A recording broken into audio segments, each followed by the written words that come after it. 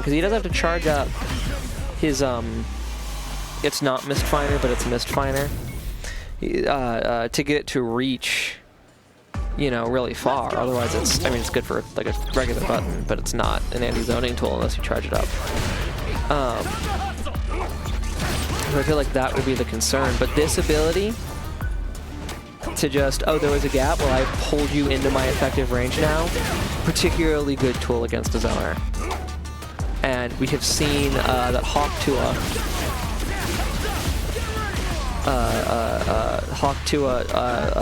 throw loop that thing, does thrive in a situation where she is able to, you know, get on her opponent and just maintain that aggressive stance. But currently burnt out in the corner, which is, and I'm confident you don't need me to tell you this, bad. It's not great. Comboed in the corner, potentially worse. And I don't think that kills, but I mean, it does kind of put you in a checkmate situation. You're going to get chipped to death, you know. One way or the other. We follow the OD Fireball in. We get into Ed's effective range here. Good uppercut. Let's Hawk to maintain the momentum, and the Pierce whiffs because of the Ed command dash. Good bait on the OD Amnesia as well. And content, hold Servo in the corner. Back throw allows Servo to escape, and the Pierce, I think, is going to be very important. I feel like intuitively would be very important in this matchup, because it will follow the dash, it'll follow the step dash. It's much faster traveling than the Ghost is, so it could punish trying to charge up the Mistfiner. I don't know the actual name for it. It's Mistfiner. You know, I feel like those spikes are going to be very important, and you can set it up, right, on a knockdown, so that it just presents a threat that the Ed is forced to respect, and therefore not able to take as much space control because of. So far, that's tragic. That's just tragic. I don't have any. I don't have any armchair analysis for that. That just sucks. That's just. That one, at the very least, there was more of like an interaction that led to it. That is also tragic. That's probably. I mean, if Servo loses this round, that's like devastating, because that was the round win. I think I'd like to see. And it's devastating now, because you had the kill. You had a stun combo that probably would have killed.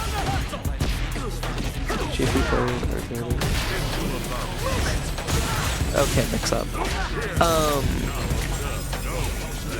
We reset the full screen? I lost my train of thought, by the way. We reset the full screen? Oh, I was going to say, the story of the rounds in the first game, you gotta keep. I guess it's working, but like, you put Cammy down, the bias is gone. Okay, fair enough. Cammy is a good choice. I can't fault Cammy. Is sick. I can't fault you for this. In particular, her new skin. Her old skin is like, it's alright, but her new skin, like, that shit slaps. That shit goes so hard.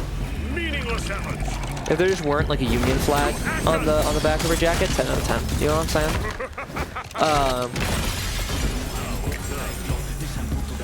It's so far kind of been a set where whoever's winning in the beginning of the round ends up losing the round, I feel. The first game, Hawktua would open with a very effective, like, opening offensive gambit. Because, you know, if you open with it, it has to be an opening gambit. That's how opening with it works. And then Servo would find a way out and kind of reversal the fortune. And then there, I mean, there were a couple of tragic, like, punish counter back throw incidents that Servo was able to get in that first round of the previous game, and Hawktua was able to find a way to bring it back and get back on offense. This one's so far much more consistent. At this point, Servo's got a mountain to climb, a pixel, and a dream. The dream is still alive. We do reset the full screen, and the spike has to be respected. Pierce manages to catch something. Maybe maybe the startup of a command dash, perhaps the startup of a charge from this fighter. The world may never know. Just holding that parry is so devastating for the drive gauge. You have to try to parry against this zoning to maintain any drive. This is a risky use of meter because it's just gone if you die. And now it's just gone. But you have to parry, but the...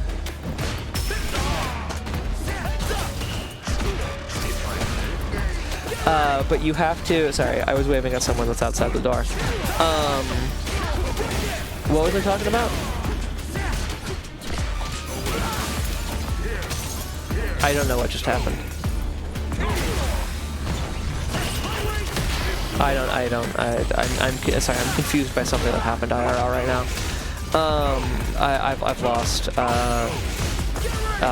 track of what's going on. I'm downright perplexed right now. You have to fucking parry JP's zoning in order to not get burnt out, but he can make the sky fucking needle or whatever pierce you whenever he wants. So the uncertainty causing a lot of drive. This doesn't matter anymore. I spent too long being perplexed. Guaranteed chip. Servo goes up 2-1. Guaranteed chip Xanath.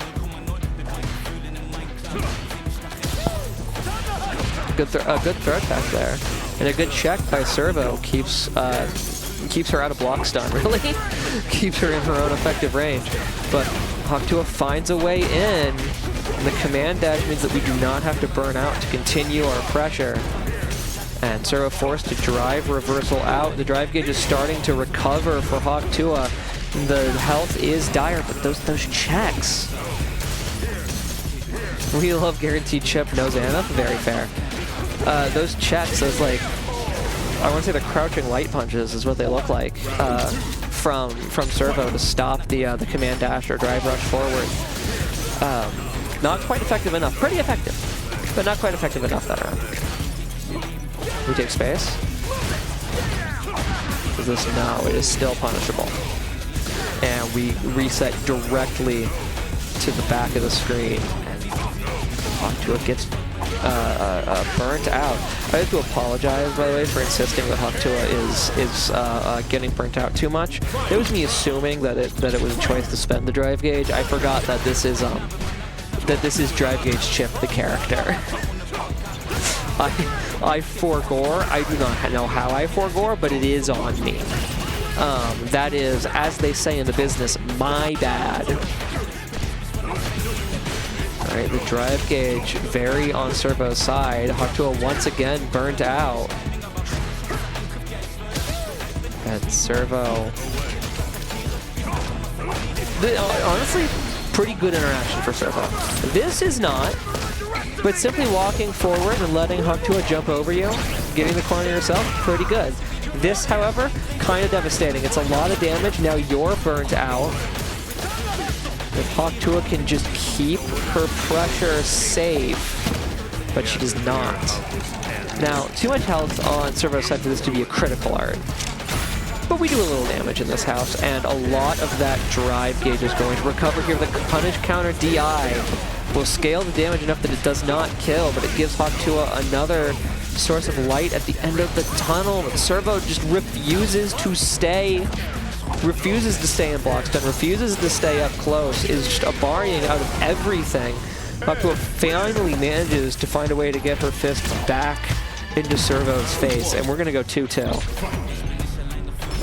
Just not quite able to hold on to the advantage, barely able to get the advantage enough times there to seal the game out, and I would simply walk the zoner down. Me personally, I would walk the zoner down. Get them to block something and then drive rush forward, because it's Street Fighter 6, and that's what you do. You drive rush in. You press a button that they have to block, and then you drive rush in. That's just kind of the way I'm given to understand. But at this point, you know, Servo says, "I know what you want." Hawk2 varying the approaches up with the jump. Has to be very careful about that drive meter, though. Does have the corner, which contracts Servo's options, but had already had the auto-moved, pre-moved, chess.com style, pre-moved the drive rush in, it looks like. And the drive impact catches her.